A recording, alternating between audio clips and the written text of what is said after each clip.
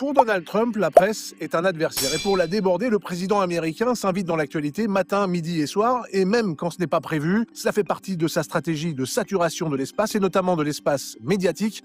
Alors comment les journalistes s'adaptent-ils à cette nouvelle présidence Trump? Explication.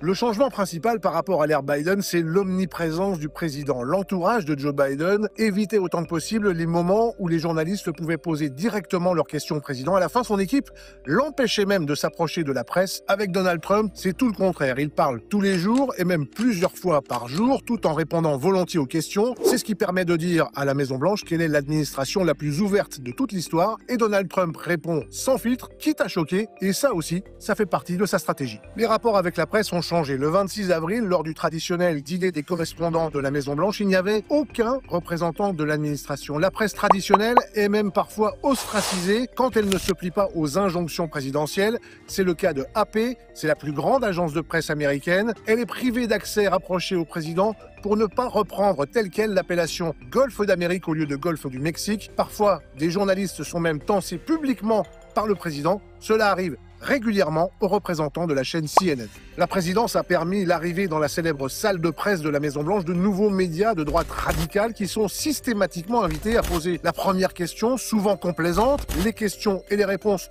sont à l'évidence parfois même écrites à l'avance. Cela permet de mieux maîtriser le discours. Répondre à ce changement est un défi. Il faut apprendre à ne pas surréagir à la moindre publication sur les réseaux sociaux. Il faut savoir faire le tri parce que tout ce que dit Donald Trump n'est pas forcément intéressant pour tous les publics. Il s'adresse surtout à son propre électorat. Par exemple, ça n'a pas vraiment d'intérêt pour la majorité des auditeurs de RFI quand il commente l'actualité du football américain. Le but pour les journalistes, c'est d'essayer de faire entendre d'autres voix, celles de ceux qui, par exemple, essayent de s'opposer, même s'ils hésitent parfois à parler ou à donner leur vrai nom par crainte de représailles. L'objectif, c'est d'avoir un traitement de l'actualité qui ne soit pas à sens unique et qui ne soit pas dicté uniquement par l'agenda présidentiel.